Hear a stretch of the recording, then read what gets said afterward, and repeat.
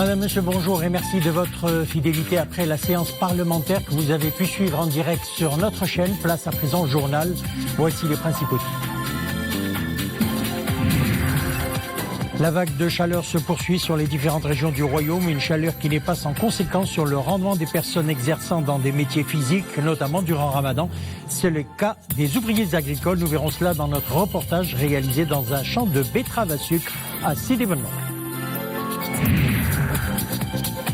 Et puis la rupture du jeûne à la plage, les pieds dans l'eau, cela permet de sortir de la routine quotidienne, mais cela ne change en rien à la table du ftour, toujours aussi bien garnie.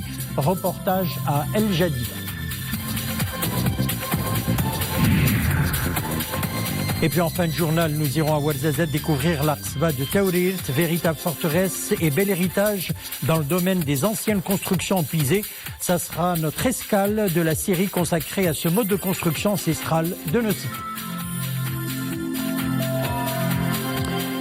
Les deux chambres du Parlement tiennent cet après-midi une séance plénière commune au cours de laquelle le chef du gouvernement Saad El Othmani présentera le bilan d'étape de l'action gouvernementale. Cette séance se tiendra conformément à l'article 101 de la Constitution.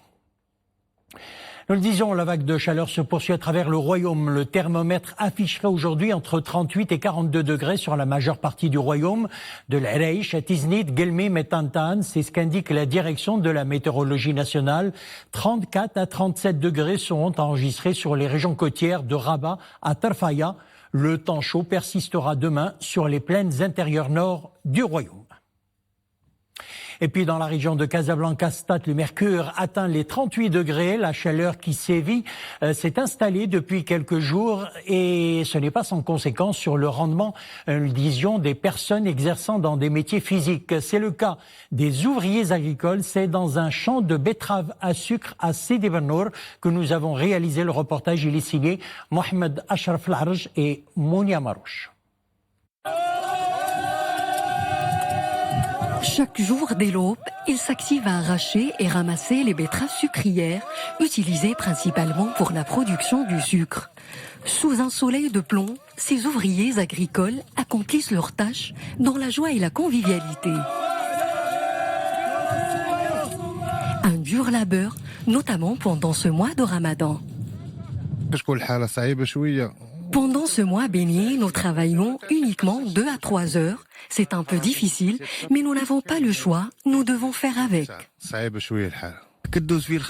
Personnellement, je n'ai pas de problème durant cette période-là, mais quand il fait chaud, cela devient très dur et généralement, nous arrêtons toute activité vers midi. Et quand la canicule s'installe et les températures frôlent les 40 degrés, il est difficile de trouver la main-d'œuvre nécessaire. Ceux qui choisissent de s'adonner à l'activité agricole en ce moment sont très rares, mais en tant qu'employeur, je leur laisse une marge de manœuvre, ils peuvent choisir l'horaire qui leur convient.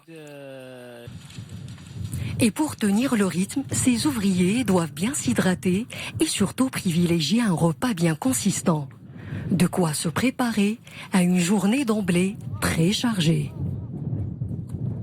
On passe à présent à l'actualité internationale. Première escale, le Yémen. Le redéploiement des rebelles houthis de 3 ports de la région de Hodeïda se déroule comme prévu, annonce l'ONU. Les 3 ports de Hodeïda, Salif et Ras Issa ont été surveillés simultanément par des équipes des Nations Unies, alors que les forces militaires quittaient les ports et que les gardes-côtes assumaient la responsabilité de la sécurité.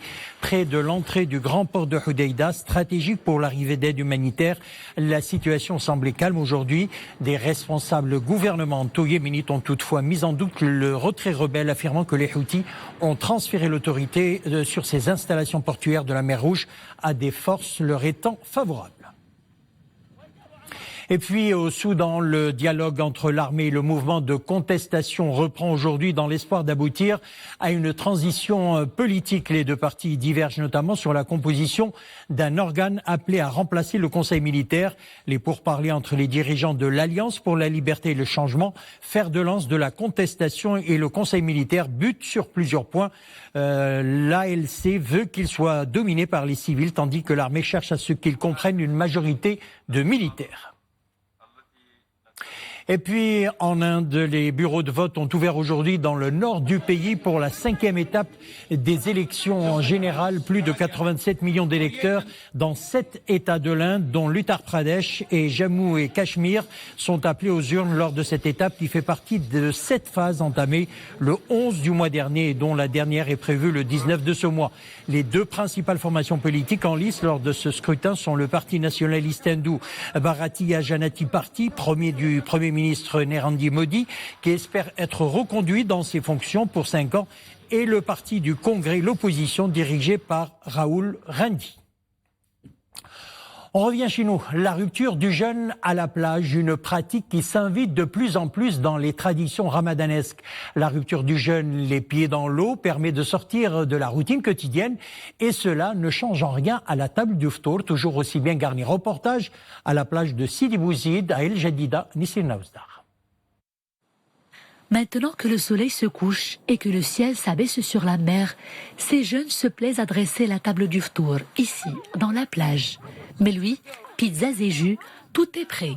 Une ambiance particulièrement conviviale.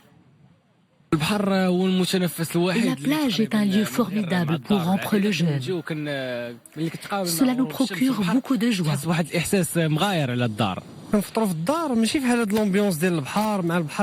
À la plage, nous savourons différemment l'ambiance du ftour. Bien que les gens viennent en famille, les étudiants sont les plus concernés par cette pratique. La plage est un lieu accessible à tous. C'est surtout l'occasion pour eux d'oublier le stress des examens et de se libérer de la routine quotidienne. Le ftour avec les amis à la plage nous offre une expérience très agréable. Ça nous libère surtout du stress de l'école et des examens.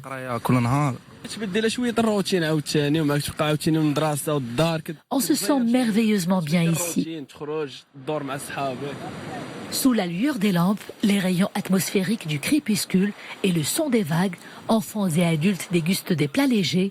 Certes, la traditionnelle table ramadanesque reste indétrônable, mais la sérénité des lieux est tout aussi inestimable. Nous prenons à présent la direction de Ouarzazate, à quelques centaines de mètres du centre-ville, l'Arksba de Taourir, de très jolies constructions en pisé. Véritable forteresse et bel héritage dans le domaine des anciennes constructions en pisé. Elle est aujourd'hui notre escale de la série consacrée à ce mode de construction ancestral de nos cités. Reportage Mohamed Louahibi, Ali Agad et Nisrin Hamdaoui.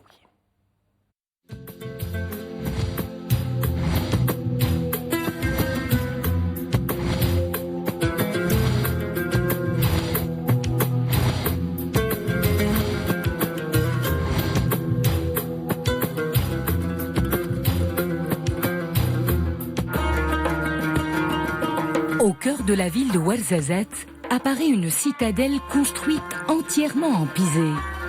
Elle se marie parfaitement avec son environnement oasien. Bienvenue dans la Casbah de Taourir, l'une des plus grandes forteresses traditionnelles du Maroc. Elle fut bâtie durant la deuxième moitié du 19e siècle, sur une colline, à la croisée des passages des anciens caravaniers et au confluent de deux fleuves, Asif Dades et Asif Dermi. La bâtisse s'impressionne plus d'un par sa beauté et par son cachet pittoresque.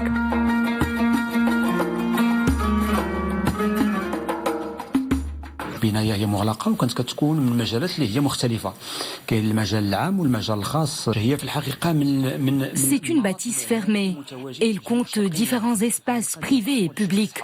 Son style architectural est celui du sud-est du Maroc et des oasis pré-sahariennes, du point de vue de l'utilisation de certains matériaux locaux de construction, comme la terre cuite, le bois, les tiges de roseau et de laurier rose. La région est connue par deux techniques de construction, celle de la terre comprimée et une autre technique appelée tabia. Voilà, nous reviendrons sur notre reportage demain. Là, nous allons directement au Parlement. C'est en direct la séance plénière commune entre les deux chambres et au cours de laquelle le chef du gouvernement, Saad El Othmani, présentera le bilan d'étape de l'action gouvernementale.